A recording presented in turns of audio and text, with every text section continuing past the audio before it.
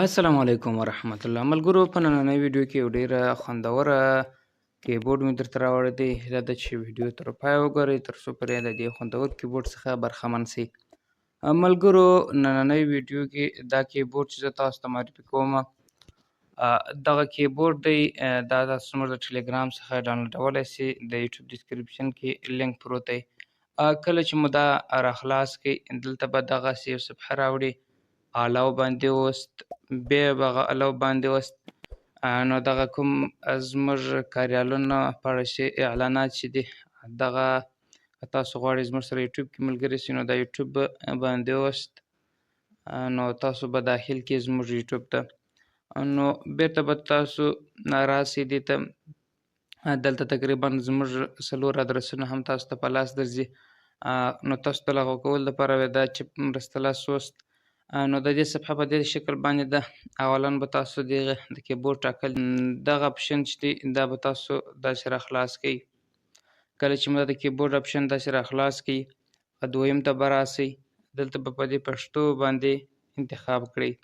او بله جالبه طریقه د دې دا ده چې سیټینګ ته تاسو کله رالاست دلته رنګونه دي، مختلف رنګونه، هر رنګ چې تاسو ورته انتخابوئ نو ډېر ښایسته رنګونه پکښې دي. دلته یې ځای کې ګالري کې تاسو څخه مثلا بیکګراونډ راخیستلی شئ. نو دلته دغه شدت د غږونو دغه رقم نور تیار جملې ور اچول یا داسې نور څه ده، ټوله سیستم د دې په دې طریقه ده.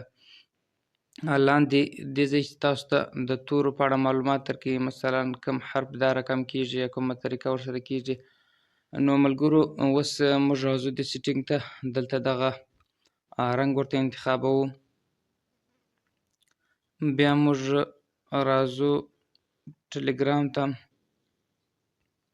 مثال موږ دلته اوس په دې طریقه باندې دا صفحه په دغه طریقه باندې سول د کیبورډ ده. رنګونه هم تاسو ورته اړولی شئ. په دې کونج کې دا کوم ټکي چې دي دلته تیارو جملې پرتې دي، طریقه ده. نو اوس مثال یو بل رنګ ورته راخلو. د دې صفحه په دا طریقه ده.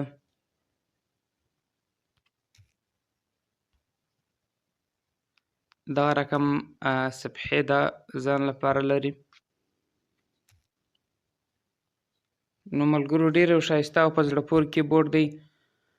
دغه کیبورډ تاسو زموږ د یوټیوب ډسکرپشن که تاسو چیرې نه پیژنئ دغه کله چې تاسو یو ویډیو راخلاصه کړئ،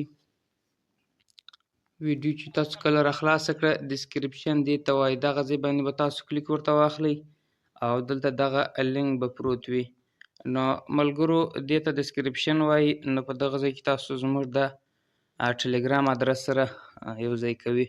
نو تر بلې ویډیو پورې ښه چارې او ښه وخت د خدای په امان.